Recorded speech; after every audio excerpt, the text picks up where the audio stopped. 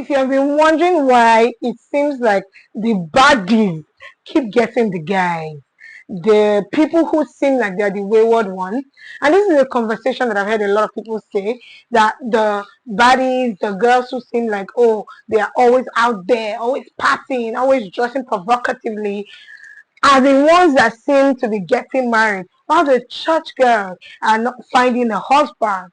Is there something that these girls know? Or is it that men just prefer these girls?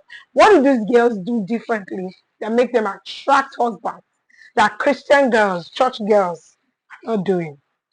Why are baddies getting married while church girls are not getting married? This is a question I saw online, and I thought, yeah, I want to talk about it because I need to talk about it, okay? Because I've seen a lot of church girls who would have probably been married by now, but they just don't like.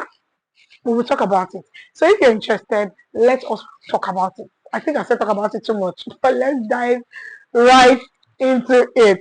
Number one, church girls, please.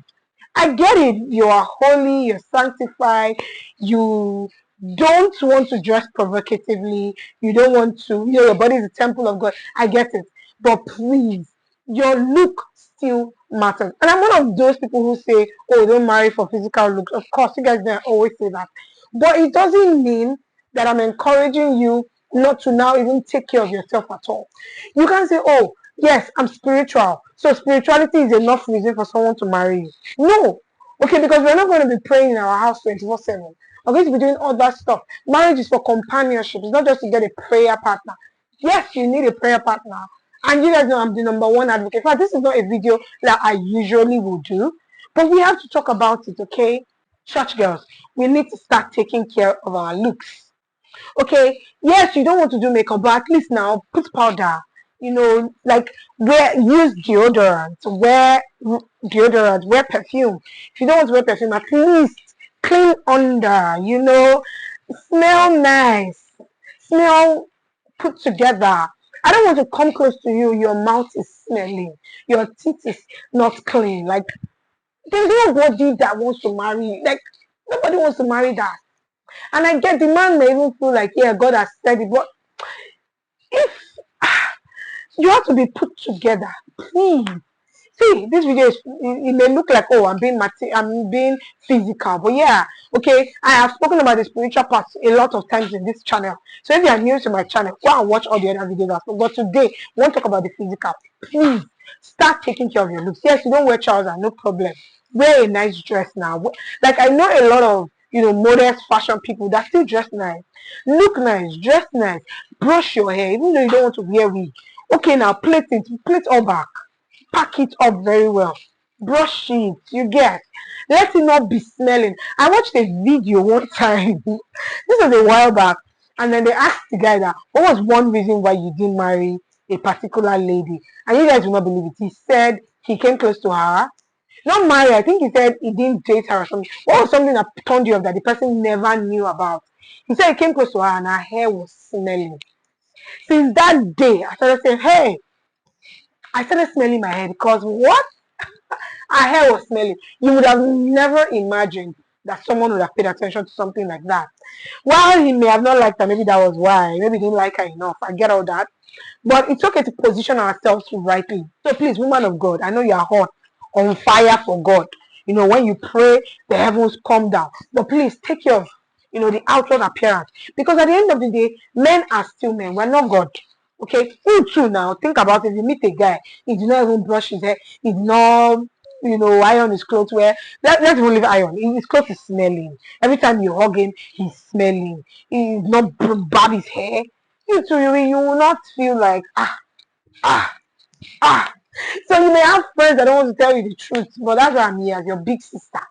Or maybe you may even be older than me, but I want to tell you now, please, your looks still matter. Scripture says that man looks on the outside, God looks on the inside. Man looks on the what? Outside. Yes, because that's the only thing we can see. We can't do x-ray. We can only see you can see outside. It's God's responsibility to see your heart. It's my responsibility to see outside. Okay, I know that this is contextual, like in some context, yeah. But in this context, please look put together. Yeah, you may say, oh, I don't believe in doing makeup, no problem, but just look put together. Okay. The second thing I want to speak about is how a lot of Christian girls are not approachable. And this is something that when I was like single, I had to consciously make an effort to work on. You may come up because you're so holy, because you know that as Christian girls, especially girls, boys, yes, Christian in church foundation, they talk to boys, but a lot of times it's to girls. Virginity talk is usually to girls.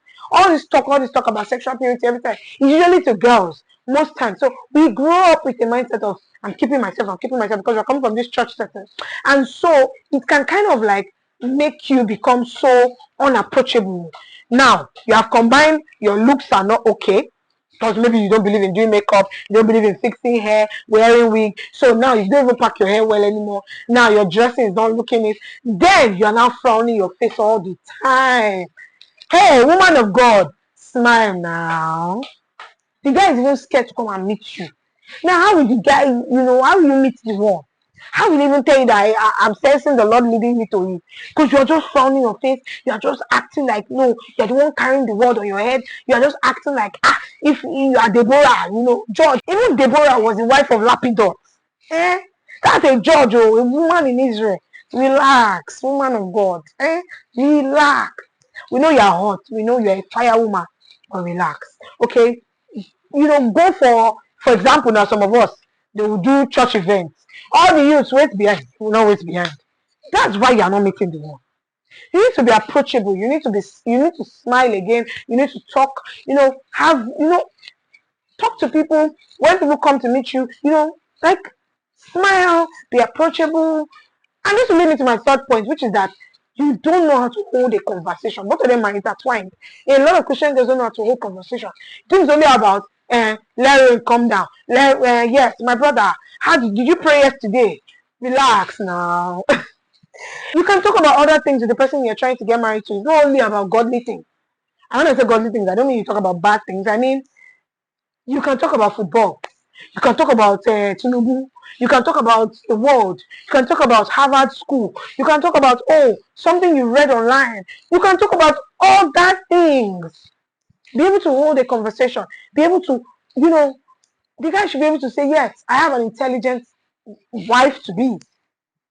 The reason why you're not looking these men is because you think that, see, you're playing with the baddies on the same field, okay? You're playing with the baddies on the same field. And that's why you see, and some people are Christian baddies, like they say, even though it's a contrast, but like the term Christian body is usually for Christian girls, fashionable and everything. So you're playing with those girls too on the same field. And I know it's not a competition, and I'm going to even I'm going to wrap this up finally. So just stay with me. I just want us to take, and if you don't want to take it, no problem. But I will say the truth, my own. That's my own. So you have to be able to hold a conversation. The guy has to feel like, okay, yes, if I marry this woman, she's going to be part of, like, she can see my vision grow with me. Next thing is that a lot of Christian girls, you have unrealistic expectations. See, when I'm having this conversation, I know what I'm saying. And it may look like, yeah, I'm supporting the guys. I'm not. Listen, you need to have a healthy expectation of the man you want to marry. I know that you think that, yes, man of God needs to be praying 12 hours, or because you see him on social media, is this, is that, is that. The man I must marry, he has to be like Theophilus Sunday. He must he must talk about glories of this. Let me tell you something. These men are still men. You have to understand that. You don't have to have some Christian girls have this high expectation that small thing, they will get and get. Say, I'm not marrying you. I'm not doing again. I'm not doing again. My standards are godly standards. Your godly standard has to be still rooted in the word. Hope you know that you are putting a weight of spirituality on somebody's song. Some of us, our idea of spirituality is when someone can pick up the mic and say, "Arokotokoto, yakapakaka." If the person cannot pray like that, that is not spiritual to us. And I agree that there's a level of fervency that comes with spirituality. If you're truly a spiritual person, I agree. But then, some people may not show their spirituality in that manner. Some people may just be really calm people. Some of us, our level, the kind of husband we want is only if he's a man of God, pastor, or singer, musician. the choir ministers in the church. If he's a drummer, he may not be spiritual to you. Security department is not spiritual. It's only choir, pastor, intercessory. Those are spiritual people. No, we are all working together to move the church forward. So, woman of God, what are your expectations? Are they unfounded? Are they based on what you are seeing on social media? Are you putting a weight of holiness and spirituality on the poor man? Is he truly loving? Is he kind? Does he push you to be your best? Does he ask you? Does he tell you? Does he pray regularly? It's not until you say, cover, before you know that he's spiritual. Please, being a Christian is not enough reason for somebody to marry. Don't say, I know that if I serve God, God will give me a husband. Yes, God will give you a husband, but you need to understand, faith and work together. God is so gracious, he's going to send you men. And even women, he's going to send you. And I'm even going to probably do another video about men. Men, why women are not saying yes to you. So, this is for the women today. You need to understand. Just saying I'm a woman of God, yes, that's not enough reason for anybody to marry you. God will help us in Jesus' name. Finally, I just want to say and add as a really good, wrap up with this, that yes, I understand that I've made all these points, but we must also know that we are not compare ourselves with baddies in the world. We are not to do that. The fact is that God has a different journey for all of us. We all have our journeys. Some people are going to get married at 22. Some people are going to get married at 30. Some are going to get married at 40. It doesn't mean that maybe you are behind your time. As long as you're walking with God, it is okay. But at the same time, we have to just take care of our own path and leave the rest for God. Now, another thing is that we should not compare ourselves to people on the internet. That's the truth. We can't compare ourselves to them. Somebody getting married and looking like, oh, everything is going well for them does not mean that it's God's will for them. People go against God's will all the time. For example, you can't see a celebrity, oh, because she's getting married to this rich guy, but the guy is a Muslim and she's a Christian, and you think, I'm just envying this person. Oh, wedding of the century. That's not wedding of the century to a Christian. Okay, our standard are still our standard. So this is not a call to start admiring, worldly relationships and start, allowing ourselves to be swayed by some portrayal, because everybody is putting their best foot forward on the internet. Okay, some people, they are not happy, but they will go and post, do photo shoot. Everybody is doing the one that they can do. So we're not to compare ourselves with other people on the internet. We're not to say, oh, this person got married. God, what are you doing in my life? Or this person got married. God, what are you doing in my life? No, this video is a call to action for us to check our own selves, to see if we are doing the right thing. If we ourselves, we are okay. Before we now start saying, oh God, you did not do this. Oh God, you did not do that. Are you, standing right? Just like Esther, she had the favor of God, but she still wore the perfumes. She still dressed to the part because she knew that attraction was also important. The king had to see her. But at the same time, we are not hustling like people of the world. We are not saying, oh, let me go to the club because I have to meet somebody. No. We'll do our part and we'll let God do his own parts. Thank you guys so much for watching. If you watched up until this moment, let me know which point resonated with you. And if this video stood out to you, write in the comment section, woman of God walking purposefully. Yeah? And I'll see you guys in my next video. Remember to subscribe, like, and share.